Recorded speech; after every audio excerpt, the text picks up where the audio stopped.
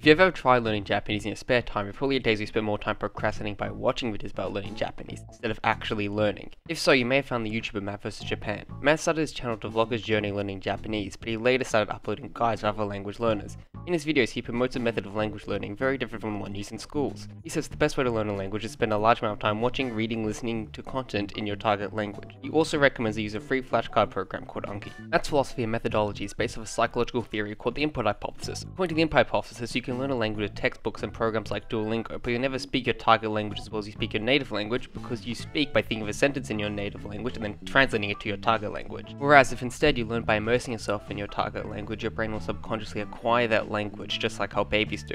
Despite common knowledge, it's actually been found that adults are better than children at learning new languages through immersion because they have a previous understanding of the world. Most immersion learners such as Matt vs Japan are okay with using non-immersion methods like apps, textbooks, school classes, flashcards, but these methods should be used to help speed up your process of acquiring a language, not as the entirety of your learning. Immersion learners typically don't recommend speaking your target language early. They believe if you talk too much in your target language before you're good at comprehending, you'll run the risk of creating bad habits which will be hard to break later on. Matt got his philosophy off a blog named All Japanese All the Time. Katsumoto wrote the blog after learning Japanese while doing 24/7 immersion. He read and listened to Japanese all the time, even in his sleep, forgoing any life responsibilities that don't involve Japanese. The blog served half as a journal and half as a guide to his goal of making Japanese his second native language. Using that method, Katsumoto was able to learn Japanese to remarkable ability in a short period of time. And this blog resulted in the creation of an online community across various sites known as the Japanese immersion community. Matt's videos would have you believe that he speaks Japanese so well native speakers can't tell he isn't Japanese if they don't see his face. And he portrays himself as an altruistic teacher there to save the masses from using the wrong learning methods. But behind his veneer is a long history of lying to his fans, scamming his closest followers, and silencing those who criticize it. In spite of this, Matt's channel is still alive with over 140,000 subscribers and 2 successful Patreons. Matt and some other YouTubers who focus on learning Japanese began making several videos focused on an aspect of Japanese called pitch accent. In Japanese, each word is a different pattern for what pitch you use, and sometimes they can be different in homophones. For example, she means chopstick and she means bridge. If you want to learn Japanese, pitch accent is completely optional. Learning pitch only marginally improves your speaking ability. That's why in the Japanese government's official Japanese language proficiency test, no pitch accent is required to get the highest level of fluency. Also, learning pitch accent early can be detrimental to your Japanese progress, because unless you want to reach a native level, learning the pitch pattern for every word adds an unnecessary layer of complexity. YouTuber Learn Japanese from Zero made a video called Pitch Accent is Stupid, Changed My Mind. In the video, he criticizes Matt and other YouTubers for overstating the importance of pitch accent. He argues that if you want to speak Japanese like a native, it's best to listen to how a native speaks and you will subconsciously imitate them. Then, after you become fluent, you can go back and fix the parts where you have imperfections. There's one moment in the video which seemed like a stretch at the time, but from what we know now, it looks like a prophecy. I think sometimes, this is my secret theory. Okay, I don't think it's intentional. I think some teachers teach you hard things to make you rely on them. I think it happens. I don't know if it's, like I said, I don't think it's like someone's going, oh, if I make this really difficult. No.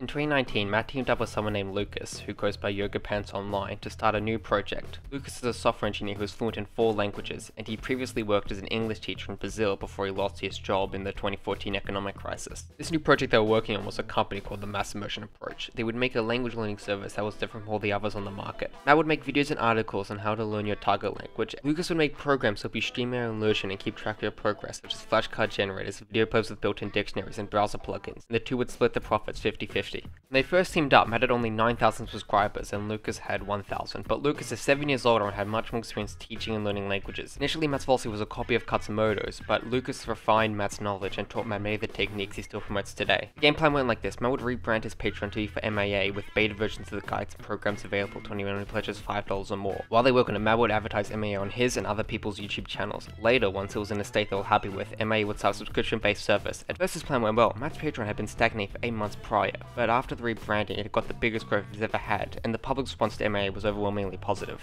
But as time went on, the cracks in their partnership began to show. Matt consistently missed deadlines and would often complain about having too much work, despite having less than Lucas. Lucas even offered to hire an editor for Matt, but he refused because it required him to lower his cut of the profits. To add insult to injury, when Matt talked about MAA on YouTube, he forgot to mention that other people helped him and he took full credit. This made the animosity between Matt and Lucas grow as Matt's channel grew to over 100,000 subscribers, and Lucas saw little of that growth. Also, this wasn't helped by both of them lacking knowledge on how to run a company, which led to them spending a large amount of time working on things which are unnecessary to the project. Due to Matt's chronic laziness and the other factors I mentioned, the project stretched on for over a year with little progress. It became clear to Lucas they'll never reach a point where they can release their subscription service, so he came to Matt with two options. Option 1, we agree on a third party to evaluate the value of the company and you buy my half. Or option 2, we dissolve the company and go our separate ways. Matt decided he wanted to do neither. Here's what Matt decided. It was his job to create the LLC with him and Lucas as co-owners, but because he is so demonstrably lazy, in that entire time he never actually bothered to hand in the paperwork. So after talking to his mom, he came to the conclusion that he owned all of MIA and didn't owe Lucas anything. So he rebranded the Patreon back to Matt vs Japan and banned Lucas from their Discord server. Then, in a meeting with the advice of Lucas' lawyers he recorded, Matt held Lucas' half of the Patreon money hostage unless if Lucas signs an NDA that his mum wrote. Lucas responded by saying that according to his lawyers, he still has half ownership of the company, even if it doesn't say so on a contract. Matt then made the claim that he had the intention that he'll own all of the assets, including the Patreon, until the subscription service was created. Lucas responded by saying if that was the agreement, he would have never said yes. I'm going to show you some clips from the meeting, but Matt has a history of abusing YouTube's copyright system against people who criticize him. Personally, I don't know much about copyright law, but as far as I'm aware, it would be perfectly legal for me to play those clips, but to be safe, I'm going to get people to read a transcript. If you want to see the full thing for yourself, I've a link to the description for this and all other clips I use dialogue from. Go ahead and tell me. What are you thinking right now? My mum wrote up an NDA. I'm definitely not signing it. I'm only going to sign one single thing. So that's definitely my stance on that. I'll sign one thing and that's it. So go on though. We can sign an NDA with the agreement, but not before. I thought it'd be good to have an NDA before the agreement. Well, I'm not going to do that, so move on. I'm not going to give you any of the Patreon money if you don't do that. We've already agreed that the Patreon is 50% mine, MIA is 50% mine, and ostensibly, the channel is 50% mine. Considering that we are co-owners in this venture, that is a very unique perspective you have there, that you have the right to do that. Yeah, well, I literally can do that. After over an hour of discussion, Matt held the stance he had ownership over all of MIA's assets until the subscription service was created. My understanding was that I had 50%, and it's also in writing. So you can say what you want, bro, but you know the intent of what we did. No, I don't, dude! I fucking don't! Stop saying that because I fucking disagree with you! Who is going to work as hard as I did, not owning 50%? That's ridiculous. That's a ridiculous idea. That's crazy, dude. That's crazy. At one point during the meeting, Matt semi-jokingly calls it a divorce, and honestly, after watching it for 1.5 hours, that seems like an accurate description. Throughout the meeting, Matt goes on unnecessary tangents just to insult Lucas and tell him that his role in the company doesn't matter. From what I can find, the idea that Matt owns all of MIA's assets just seems to have been made up for the negotiations, and is completely contradictory to everything said prior. Following that, Lucas uploaded to his YouTube channel a video in which he covers everything I just said in more detail, called The Truth About Matt vs Japan and Why I'm Leaving MIA. And he set massivemerchant.com to redirect anyone who visits directly to his video. After the video was uploaded, Matt made a response video accusing Lucas of being abusive and pressuring him into spending an exorbitantly large amount of money to buy the other half of the company. After this, MIA dissolved, with Matt taking the Patreon and Lucas taking the code that he wrote. It seemed that Matt got the better half of the deal thanks to the fame MIA brought him. I reached out and asked Lucas, did you ever get the Patreon money that Matt strong down to Getsu? To which he responded no. After the dissolution of MIA, Lucas started a new company called Mikaku, which focuses on his programs for language learning. Most of them are free, and from what I found, they've seemed to be pretty helpful to anyone who's interested in immersion learning. Okay, I'm going to briefly do an intermission to talk about what happened to all Japanese all the time. Katsumoto made a language learning service called Silver Spoon. Silver Spoon was a premium Japanese course that could cost up to $10,000, and it was advertised that Katsumoto would spoon feed you into becoming fluent in Japanese by telling you exactly what to do it all of the time. But it mostly consisted of Katsumoto sending you emails telling you to watch some anime and a flashcard deck. So in other words, he'll tell you to do stuff that most Japanese language learners were already doing for free. Later, he followed up Silver Spoon with Silver Spoon Neutrino 7.0 and the following unhinged blog post. Neutrino, what if learning Japanese could be addictive as crack, gambling, and an abusive relationship? Education by addiction. What if learning Japanese could be addictive? What if it could be addictive as crack, crystal meth, as addictive as gambling, as addictive as men in white vests and cruel, heartless, emotionally volatile women? What if Japanese could be like that? Also crack. What if it could be as addictive as World of Warcraft, as addictive as email, Facebook, or Farmville?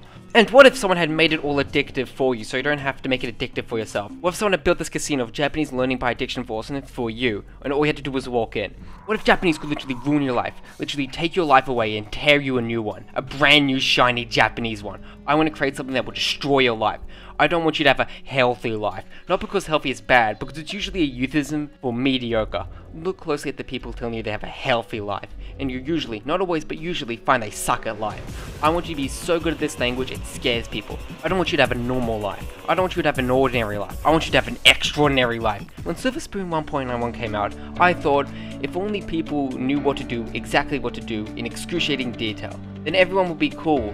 I would spoon feed them every single day, and it would be cool. And it was cool. Mission accomplished. But it could be even cooler. New mission. Enter Neutrino Silver Spoon 7.0. Just because you know exactly what to do doesn't mean you're going to do it. It's possible to get overwhelmed, even by the visibly by action every single day. So if you cut this thing up into pieces so small and so addictive and so interesting and so easy, it was easier to do it than not. Take the spoon feeding up, quantum leaps and bounds. Now, not only you get spoon-fed, but the food you get spoon-fed has already been chewed up for you, and it's blended with that Gerber stuff. And the spoon you eat from has some crack sprinkled on it to get you hooked. And then the spoon gets put in your mouth, and then the neutrino takes your jaw and moves it up and down to help you chew. No thought, no plannings, no worries, no frettings, no intelligence required on your part. Neutrino is there to be intelligent for you, and it was designed that way. Neutrino has been created from scratch, from the ground up. It's a revolution rather than an evolution. It is what, as far as I'm aware, would be the first in the world in getting people used to Japanese. It integrates principles from behavioral science and addictive psychology in order to create an experience similar to, well, gambling. Yes, gambling. I believe in addiction, not just as power, which is obvious, but also its neutrality. I believe in easy because I'm lazy. And as always, I believe in hookers and blow. Gotta believe in hookers and blow. When people bought the program, it did not nearly live up to expectations, and many tried getting refunds, only for Katsumoto to ghost them. This started a running theme of guru cult leaders promising impossible returns and making a lot of money and then leaving. Okay, back to Matt. Less than a year after MAA dissolved, he started a new company called Refold. Refold is a language learning service similar to what MAA wanted to be. It has a 3-step program for learning languages. Base Refold was, is, and always will be free, but you can pay for additional content to make it easier.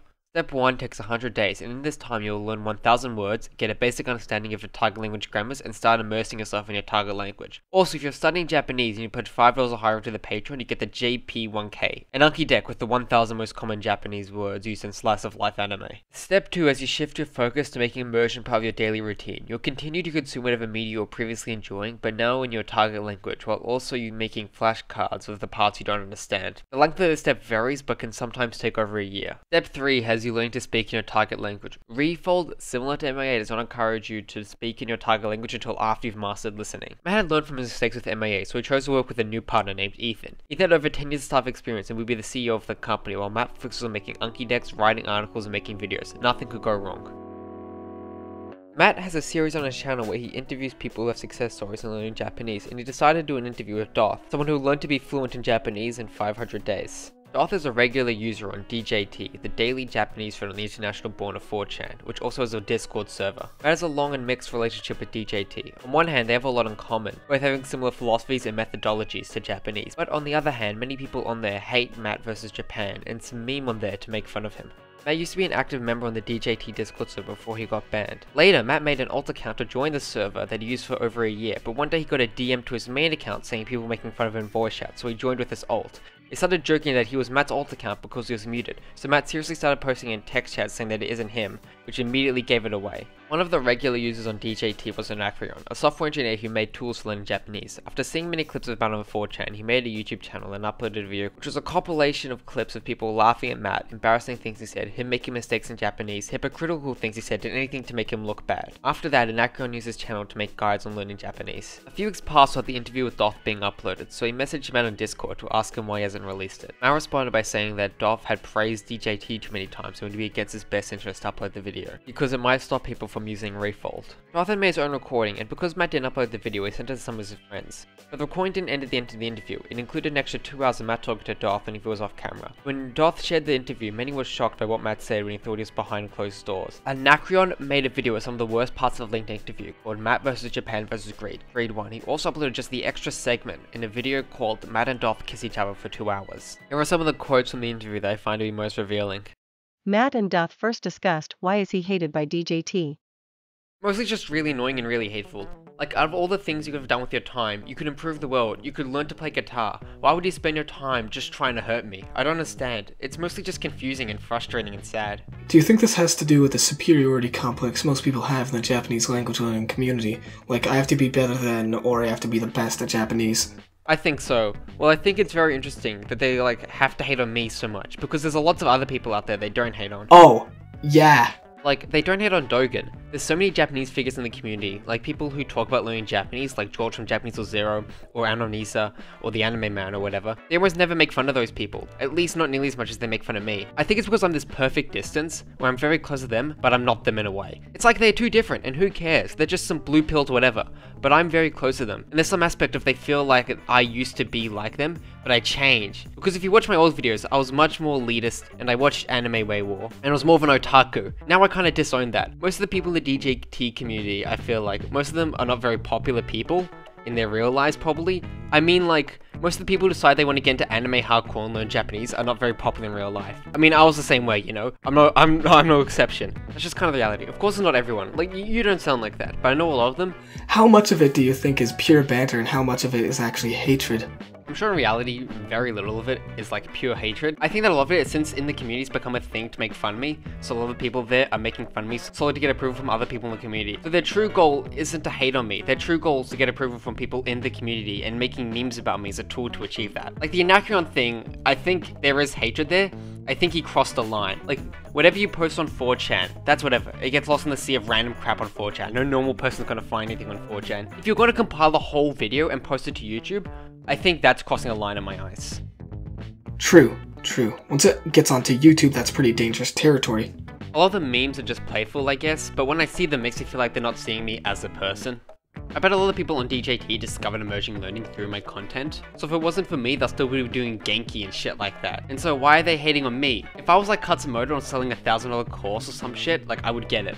Later the topic changed to if Matt would ever be friends with a fan. All my real friends don't know me as Matt vs Japan. They know me as Matt or just another creator, like Sean or whatever, because he's in the same position as me. But it feels like it's actually impossible for me to become friends with anyone in the community, because part of me always wonders if they're actually my friends, or if they're just with me because I'm Matt vs Japan, and if I say something stupid, they'll screenshot it and post it on 4chan. Do you think this also happens a little bit with people on Patreon? Because I also heard that you have chats with people on Patreon.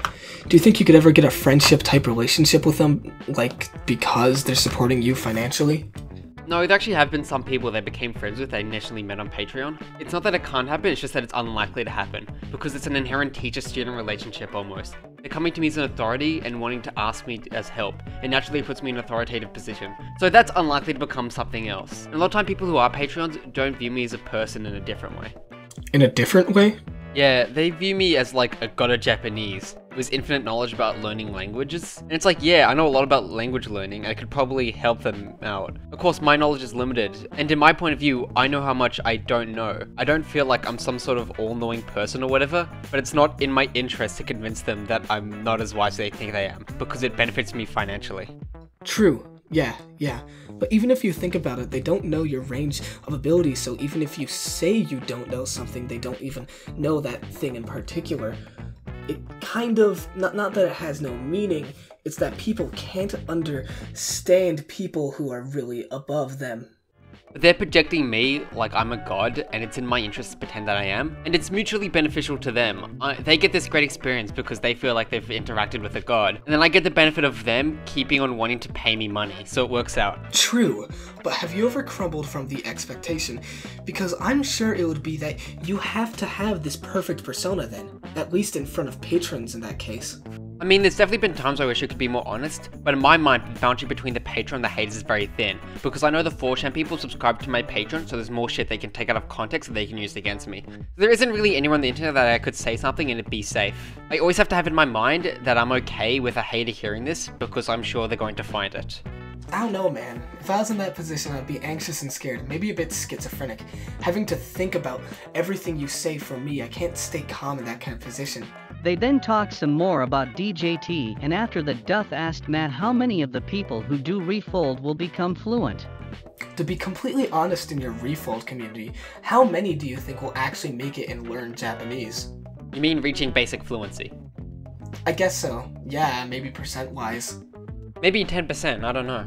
Isn't that a bit low? I don't know, do you think so? I mean, it's all relative. Like, how many people do you think who buy Genki 1 on Amazon reach basic fluency? It's probably like 0.001%. Right, true. Ethan wants to turn refold into something really big. His long-term vision is to overtake Duolingo and become the dominant language learning method. If we want to grow something to that scale, you need a lot of resources to make that happen. It involves a lot of people and a lot of work. There needs to be cash flow. Once we added the JP1K, the Patreon went up by $1,000 because people wanted it. In Ethan's point of view, it's all for the greater good, because for him, making money isn't the most important thing. He has this vision where he wants to save all these people who want to learn Japanese but waste their time with Duolingo or Rosetta Stone. And to make that vision happen, you need cash flow. So it's all part of the bigger vision. I never thought about that. I never actually heard about that to begin with. The main impression people have is that you're cashing in a very simple deck that doesn't seem to have much effort put into it. If you talk about the whole background story towards it, it's quite amazing, the whole project. I mean, like, the video where I explain the deck is free, anyone can watch it. It's on the YouTube channel, so anyone can take the idea and make their own deck. If the decks are that easy to make, then why are you complaining? Then just make your own. The idea is the important part. I'm giving the idea for free. Yeah. So what we knew is that people want the deck that I made, even if it's not the best one. Even if there's another deck that's free, a certain population just wants the one that Matt vs. Japan made. And so we knew that it's free money, basically. I mean, like, that was your advantage, definitely. What do you say is the line where you can pass this? Because I've heard about Katsumoto and his silver spoon thing. I think you mentioned it before. What's the line between something that's actually useful and something that's a money grab? Well, the deck is good. A lot of people have good experiences with it, and also the deck has an experimental idea. You rep it in a special way where you try to recall the meaning and the reading, but you only grade yourself on the meaning. Partially the reason why the deck is so low quality, it's because it's a new idea, and I didn't want to work on a higher quality deck before the idea had been tested. So it's kind of like, here's a V1 beta version of the idea, see if it works, and a lot of people had a good experience with it, so now we're going to make a better version of it. For me, I would never sell something that isn't good. But if there's something that is good, I'll be willing to make it overpriced if people are going to buy it. With the caveat that you could use Refold to learn a language for free. If you have zero money, you'll be able to use Refold to learn a language, and everything we sell is to make it more convenient, just easier. Maybe we'll make tools that make it more efficient, or maybe we'll make tools that'll save some time. Those we will sell, but you don't need those things. The other thing is, I've talked to Katsumoto a couple times, and also have some friends who are quite close to Katsumoto, and surprisingly, I was surprised. He made a ton of money from Silver Spoon, like millions of dollars from selling Silver Spoon. Millions of dollars. Wow.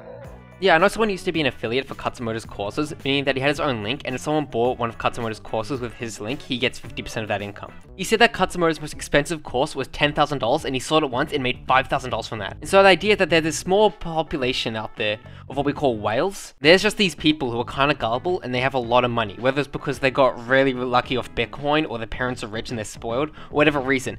And if you just target a small percentage of people who are rich and also kind of gullible, you can make a ton of money. If you sell a course for, let's say, $1,000, if you sell 100 courses, you just make 100k. And then you think, just 100, we have almost 1,000 patrons at Refold. That's not a lot of people, right? So in terms of just making money, if you're a sellout, you can make a course and just sell it for a ton of money, and then you have good marketing, and by far that makes the most money. That's what Katsumoto did. What I would be willing to do in the future is, first of all, there will always be a free version that works and is good. Second of all, I would never sell something that's crap. Like, Silver Spoon is actually crap, but I would be willing to sell something that's good, but is grossly overpriced. For the whales? For the whales, yeah. So relatively speaking, it's not that expensive actually if you think about it. So basically what we're talking about is Refold might have a premium course that's like $500 or something, and $500 is the complete Refold package. It tells you what to immerse with on what day. So someone could make 0 decisions and go through the process. They might have that one day, but it'll never be, you'll need to buy this course to learn the language. In fact, it probably won't even be advertised very big on the site, because when you go to a site and they're shoving some $500 thing down your throat, most people's reaction is just, oh, this is a scam. So only get marketed to people on the email list that have shown a certain amount of interest or something like that. But then again, that's just because it's a really good way of making money, and the more money you make, the more resources you have to grow the company. Because Ethan's visions is that he wants to create contracts with the government and get Refold put into schools as programs instead of normal language learning classes. That's his vision, and making money is just a tool to make that happen. When you think about every mainstream language learning thing, they have no morals. They'll do anything to make money. When you compare Refold to Duolingo, we're so much more moral. They probably know their product doesn't actually work, but they put all their resources into gamification and making it as addictive as possible instead of actually trying to make it better at teaching languages. Soon after that, they changed topic to dramas in the Japanese immersion community, and Matt brought up MIA. Yeah, that whole thing with yoga made everything much worse. Yeah, that was weird, honestly. I didn't go into too much detail about it, to be honest, because I just said, oh, this is normal drama and it's gonna finish either way. But do you think that Yoga had good intentions? With what? With making his own product, Migaku. What do you mean by good intentions? His main intention was to become successful. So, he was never really part of making Refold or getting people move over to Immersion learning. I mean, his main priority was to make money, more than anything. It sounds bad when you say it, but when I met his wife, he was already 32, and his wife was like 6 years older than him, so his wife was like 40.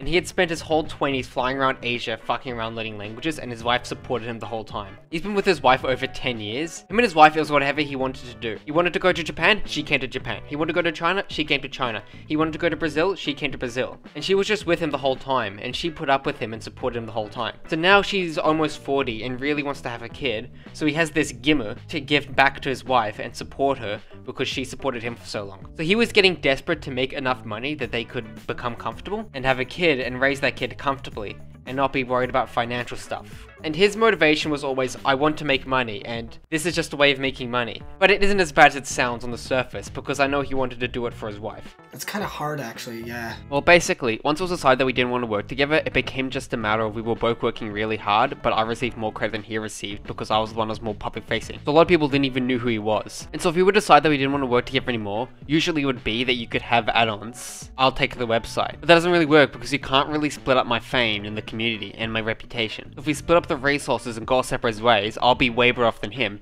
because no one cares about him and everyone cares about me. And so that was basically the source of tension, and we were like, how do we resolve this? And he was getting really greedy, understandably. It was out of self-preservation, because he was like, what if I'm left with nothing, with no way to support myself and no way to support my wife? And he wanted me to buy MAH from him for an amount of money I didn't have. That's how it quickly became Koshou Ketsuretsu. And once that happened, it quickly became, I'm just gonna do whatever benefits me, even if it fucks over Matt. From the beginning, you were on the way to discuss with him and have clear negotiations and just split. Was he the one who brought up the idea of having you pay him and buy him out?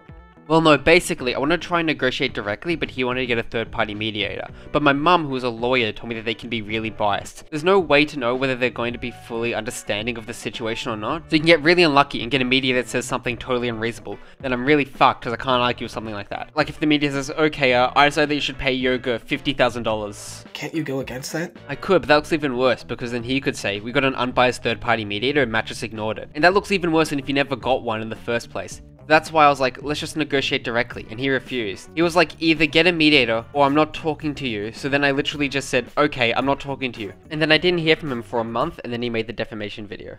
Oh, that's bad. We were both in the wrong. I've thought about it a million times, and there's so many ways I could have gone about it differently, but I was in survival mode, and I freaked out.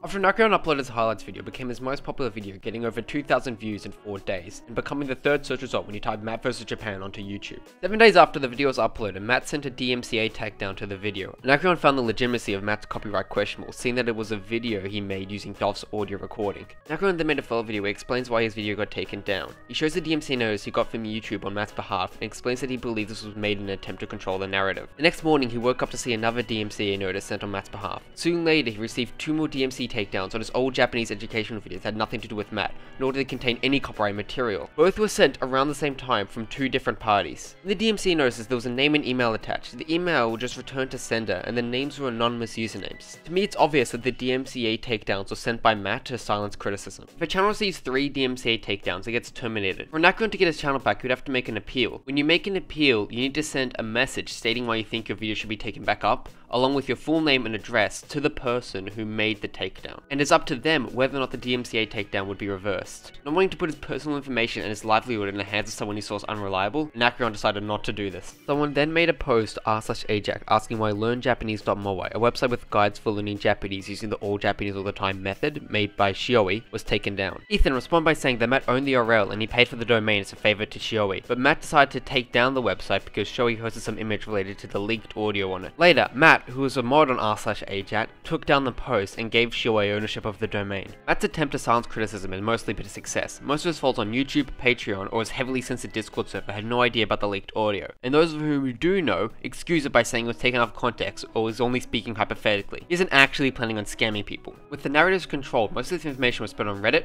4chan, or other emerging learning Discord servers and forums, where most of the people there already weren't fans of Matt vs Japan. Several months passed with the status quo of Refold and DJT remaining until January of 2022, where Matt uploaded another another interview called Illiterate Boy Speaks Perfect Japanese. It was with Ken Cannon, in which he talked about how when he was 15 he learned to fluently speak Japanese without being able to read or write the language by watching anime and memorizing vocabulary with flashcards. This seemed like a completely innocent video about an alternate learning method to most of the viewers watching it, but to the few who knew who Ken Cannon is, this was more than concerning.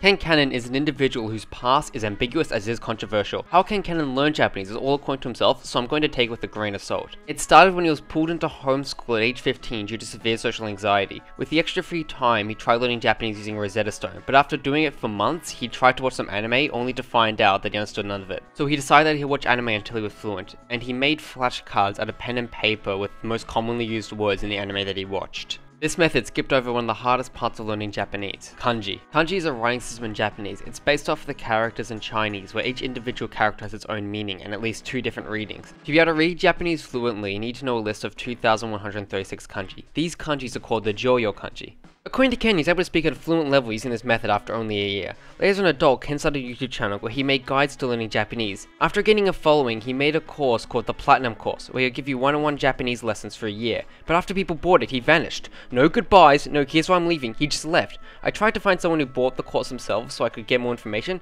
but I couldn't find anyone. So I have to go off mostly secondhand sources and Ken Cannon himself. If you or someone you know has bought this course, please leave a comment and tell me what happened. Here's an explanation for why he disappeared. He claimed that at first he ran the course for some time. He stuck with the course for about 3 months, but then he began experiencing social anxiety again, and he started to miss lessons because he was too anxious to do them. While he was overwhelmed with his obligations, he realized that there was a bug in YouTube's ad system. He made ads for his course and set those ads to target English speakers who were interested in learning Japanese, but YouTube started exclusively showing his ads on Japanese videos, so only people who already speak Japanese would see his ads. This caused him to go $60,000 into debt, and he lost his house and to sleep out in his car. To make this worse, all of his customers thought they had been scammed, so they put together a Facebook group to make a class action lawsuit. And someone in the group even started posting photos of some random person's house and claimed that that's where Ken lives. Okay, there's a few parts of the story I find questionable. First, many secondhand sources told me that he disappeared after the first week. I can't verify these claims, but many people have given me the exact same time frame, and it does not match up with what Ken has claimed. Second, all the details of the story change with each retelling. Like, sometimes he said he stopped after 3 months, and sometimes he said he stopped after 3 weeks. Also, sometimes he says that he had to sleep in his car, while other times he said they lost his house and his car. These don't seem like details we easily misremember. Third is the biggest hole in the story to me. Ken still left the Platinum course up, and he still took payments from people looking for Japanese lessons months after he went missing in action. 3 years after disappearing, he came back to YouTube, and not too long later he unveiled his Japanese course, Learn Japanese Through Anime, which he promises to teach you to speak fluent Japanese in a year with articles, video guides, and video call lessons. When people signed up, they were disappointed to see that the videos and articles consisted of Ken giving them basic grammar and vocabulary lessons they could have learned from any textbook. When it came time for the video calls, he had a seemingly endless series of excuses, not limited to my power cut out, my webcam and mic broke, my laptop was stolen, and he would repeatedly give long diatribes of how difficult his life has been with social anxiety and all of his financial issues. Everyone who took the course tried to get a refund, but Ken refused to cancel the payments of people with monthly plans, and they had to call their banks to stop the transactions. Those who took the heavily encouraged single payment option just lost all their money. Then Ken, just like Katsumoto, ghosted everyone. Look, I'm not trying to insult someone for having mental health issues or financial issues, but in my opinion, I think he's either exaggerating or completely lying. I don't know if when he made the Platinum course, he went in with the intent of scamming people, or he had good intentions that he was just unable to follow through with. But either way, he's not someone you should trust with your money. But then, Ken announced his 3rd Japanese course. This course promised to teach you all of the readings and meanings of the Joyo kanji. To give you a point of reference, it takes Japanese public school students 6 years to learn the Joyo kanji, and they don't even learn all the readings. Popular kanji teaching website Onikani takes most of their users 1.5 to 2 years to learn all the kanji. Remembering a kanji, a free method considered one of the harder ways to learn kanji, takes 213 days, but it only teaches the meaning. And Ken's course, Tsunami, claims it can teach you all of the Joyo kanji's meanings and readings in 90 days. It should not be a surprise that most of the people who bought Ken's Tsunami did not get what they were advertised. And it was a replay of the old story with Ken not appearing and having an endless series of excuses, and them not receiving the refund that they were promised. So what is this questionable man doing now? Recently he's appeared on an interview on Matt vs Japan's channel, but if you watch the video with the link in Matt's email list, there's an extra scene at the start where Matt and Ken tease what they're working on, a new Japanese learning program called Project Uproot. In July of 2021, Matt made a blog post with his email list with a survey of written anecdotes from anonymous people who live in a country where they speak the official language as their second language. I can't prove or disprove this, but I think that these anecdotes are either cherry-picked from people who aren't fluent or are entirely fake. The anecdotes claim that even if you are fluent, if you have an accent, people won't like you as much and you have a harder time getting a job. I've met plenty of people who speak English with an accent and it's never made me like that person less, and if anything, most people find an accent enduring and it doesn't put them off. But Matt claims if you don't learn pitch accent, Japanese people will secretly be bothered by the way you speak and they won't want to be friends with you, but they're just too polite to tell you. If you think Matt's right about pitch accent, imagine an American and an Australian having a conversation and then the American says, "Sorry, I can't talk to you, you keep on pronouncing words wrong, it's too distracting." No, if you're listening to what someone's saying, you're not going to pay attention to whether or not they pronounce each individual word correctly because you'll be too busy thinking about the meaning of what they're actually saying. Less than a week after they made their first video together, Matt uploaded his aforementioned interview with Kim. If you got the interview through Matt's email list, you would have got a version called "This will make some people upset." It's the same as the YouTube version, but there's an extra 3 minutes at the start where they talk about their new project. I'm going to read a transcript for you. Hey guys, so on the last video we talked a little bit about codename Uproot. There was a lot of rumors going around, and there was a lot of questions, so I felt like we had to address it officially. So, obviously, the number one question we've been getting is what the hell is it? Some people have gone as far as to say, is it a course? Is it a video series? Is it magic? If so, how much is it? And so, the official answer is kind of, but before we tell you what the thing is, we kind of have to get something out of the way immediately. And that is, this is not for everyone. And one of the big reasons it's not for everyone is because this is going to be very expensive. We're not sure on the exact price yet, but we know one of the reasons it's going to be very expensive is because it's going to be a very intensive one-on-one experience with us personally. So finally, to get what it actually is, codename Uproot is something made to fix the most deep and pervasive assumption in the Japanese learning community. This assumption is like an affection, it's taken deep roots in the collective consciousness of the immersion learning community. And by fixing this, it will massively accelerate your immersion learning process. One of the things people struggle most with is the process taking a really slow amount of time, despite doing lots of immersion. And by fixing this infection that has taken root in your Japanese learning, you'll radically transform the Japanese you acquire to elite status. There's only a few people in the crowd that actually have exceptional Japanese, that have Japanese that's so good they stand out from the crowd. The vast majority of people are just kind of okay, even if they're fluent, and let's be honest, most people who start learning Japanese don't even become fluent in the first place, but the few that stick it out and do become fluent develop okay Japanese.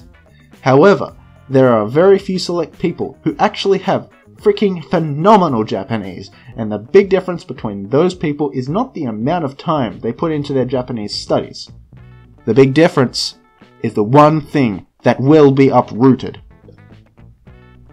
This transformational process will happen live, with me and Ken personally holding your hand throughout the entire process, and this is regardless of your current Japanese level. And that's why there's only going to be a lucky few who are going to be exposed to this process, and also why it's going to be so expensive. We're going to work with you live to guarantee that you get this infection out, and to make your immersion more effortless and much more effective.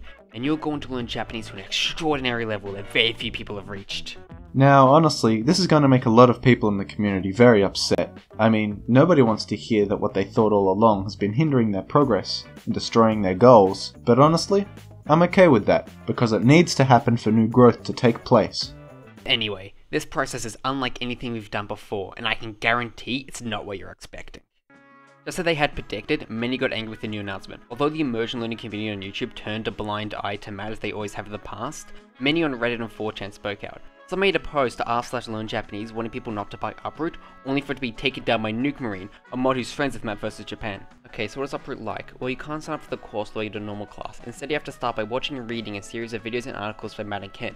In one of the videos, Matt claims that learning pitch accent is essential to learning Japanese. He says that because languages are just a system of sound, if you don't learn pitch accent, you won't be able to properly understand Japanese speech or written text. This claim is objectively false, but it's coming from someone a lot of people have trust in as an educator. He then goes on to say if you've learned a word without learning the pitch accent, you now have the wrong muscle memory, even if you haven't even said the word out loud, and you need to say each individual word correctly 3,500 times right to correct your mistake. Unless if you buy Matt's course, because he knows a secret to pitch accent that very few do. All you have to do is film the application and give your payment information, but you have to do it now, because there's a small time frame to enter and you might miss out. If your application gets accepted, you get an email 24 hours later asking to pay $495 for Uproot. Then if you accept, you get sent another email that links to a webpage. This webpage tells you that based on your application, you've been handpicked to join an elite group of Uproot Platinum members. All you have to do is pay $200, but do it now because time is running out, and attached was an article plus the following video. That's the secret elite program with guaranteed results, with me and Matt live holding your hand through every step of the way. Now once you click away from this screen, you'll never see this video or page again, so if you think you're a good fit for Uproot Platinum, then click the upgrade link below this video and we'll see you inside. If you accept Uproot Platinum, then they'll try to upsell you again, this time for a fluency incubator, whatever the hell that means, for $97 per month for all of 2022. So in total, Uproot starts at $450, plus Uproot Platinum, which costs $500, plus an extra $97 per month, totaling at $1,823. Now for the sake of fairness, I'll mention that everyone I talked to who paid for Uproot, they all got refunds when they asked for it. There's a lot to go through with everything I just said, so I'm going to try and make sense of it all. Firstly, the breakup of MIA. It was inevitable. Both Matt and Lucas knew it had to happen. In the meeting where they discussed how the assets were going to be split up, Lucas tried to get Matt to agree on a mediator, but with the advice of his mum, Matt decided that because they never made a subscription service, he was entitled to all of the company's assets. That's not how it works. That's not how anything works. Most startup companies, they get created, don't reach their goals. And when that happens, one person just doesn't get to go off and collect everything. Matt later said in private to Doth they didn't want to talk to a mediator because he was worried the mediator would be biased against him. If that was his intention the entire time, I would be more sympathetic to him, but I doubt it was, seeing that nowhere in the 90-minute long meeting Matt ever brought up that as a concern. I asked Lucas's opinion on this, and he said he rejected mediation on account of knowing that unless he would be sued, he would get away with it, and didn't really seem to have a moral concern about stealing money and the project. Matt and Lucas have both accused each other of only wanting to make money. There's nothing inherently wrong with wanting to make money, the point of a company is to make money. But the difference between Matt and Lucas is that Lucas wants to create money by making a server that helps people and not stealing anyone's work or scamming people, while Matt just wants to make money. I want to talk for a little bit about DJT's relationship with Matt. The people in DJT don't see what they're doing as harassing, they see what they do as just befriendly memes. But when there are hundreds of people out there who hate you with no ways to stop them, it does begin to have a psychological effect on you. Matt probably in some ways sees the people in DJT as his peers. Many of them are people he's met and had friendly interactions with. I think it's possible the psychological effect from constant hate was a big motivator of what made him take down Anacreon's channel and learn Japanese.moe. That still doesn't justify the abuse of power that Matt did. The majority of the people in the daily Japanese 4chan thread and its Discord server are reasonable people who don't take it too far, but it's inevitable that a few will. There are a few people who are obsessed with hating Matt, and I think Matt made the right decision for distancing himself from that crowd. When some of the people there found out that I was making this video, they started DMing me videos and screenshots of this embarrassing thing Matt has said, and I've decided not to include any of them. I'm here to retell events while getting as close to being unbiased as possible, and that the viewer comes to their own conclusions. I'm not here to cancel Matt or anyone else. Everyone involved has at times done the right things and at times done the wrong things. Matt has talked publicly about what I've discussed in this video the least, which has made it hard for me to be unbiased. That's because he is by far the largest audience and he benefits from his audience not knowing. I'm going to repeat my disclaimer at the start of the video. There's a right way and a wrong way to criticize someone. If you want to criticize Matt versus Japan, that's great, but the right way to do it isn't by spamming or harassing people. If you act like an asshole, no one's going to want to listen to what you have to say. Oh, and by the way, the video of Matt that I've been using in the background is from the What I Learned video where he interviews Matt versus Japan, so I think it's safe for me to use it. Next, what do I think of Refold? I don't think Refold's a bad service if you are interested in one of the languages they have. On their website you can read some of their articles, and from what I've read they're actually helpful. But the premium guides and decks that you can get on their Patreon are nothing that isn't available in a higher quality somewhere else. One thing I would pay Refold for is their Discord server, with people that could help guide and motivate you into language learning. People in the immersion learning community criticized Matt for saying that only 10% of the people who use Refold will become fluent, but I don't think it's fair to blame Matt for that. Becoming fluent in a language is hard. No matter what you do, it'll take a lot of time, and most of the people who start just aren't motivated enough to become fluent. For pretty much any skill, the majority of people who start learning will never master it, but even then, a 10% success rate is much higher than most textbooks, apps, or school classes. In Matt's mind, it's okay for him to scam a few people of $1,000 or so if it's for the greater good of funding a useful language learning service. But there are ways of getting funding that doesn't involve exploiting people. And I'm sure a lot of the people who bought Uproot aren't just rich and gullible. They might have needed to learn Japanese for work or some obligation, so they went to YouTube to find the best way to learn Japanese, and they found Matt's channel and began to trust him as a teacher.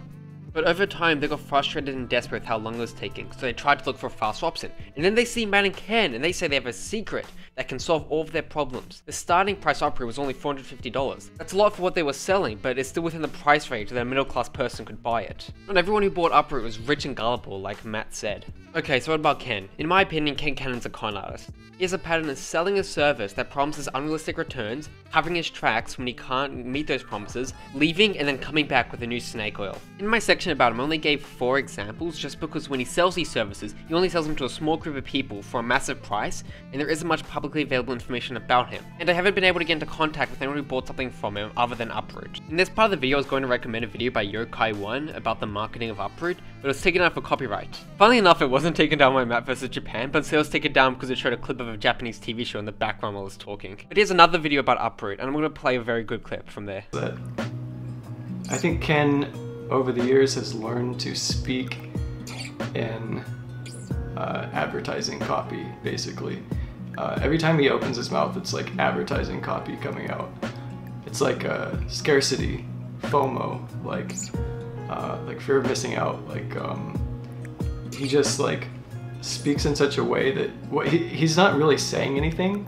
He's just he's trying to create like feelings in the like potential buyer to make you want to buy something. And it's like a lot of the promotional videos that they put out were like way too long, especially when Ken is speaking. He's like speaking in this like marketing like terminology.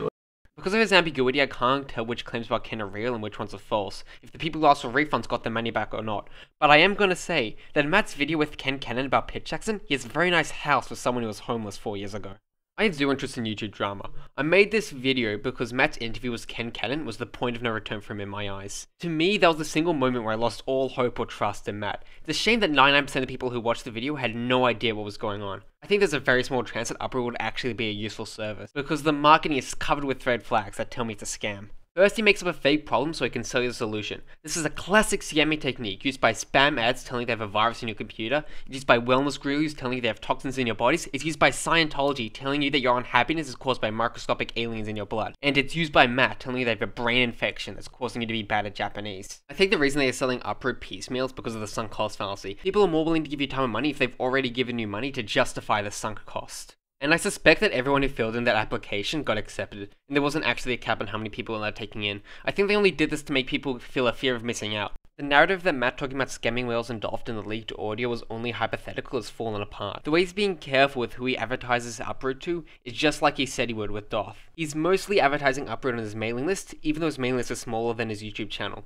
But the people on there are much more trusting of him, so he can make false claims with little scrutiny. And they are the ones who are most likely to buy his products off him. The biggest lie in Uproot is the claim that they have a shortcut in learning Japanese. I can tell you the best way to learn a language for free. It's the same way people have been learning languages for 10,000 years. Spend a lot of time getting input in that language, and there's no way around the a lot of time part. So if there's anything you can take away from this video that ended up being way longer than I thought it would be, it's this. Be very skeptical of gurus who tell you that you can get all the reward with none of the work. Whether it's a remedy, they'll get rid of all of your medical problems. An investment tip, they'll make you a millionaire. Or a course, they'll make you learn a language better than any other.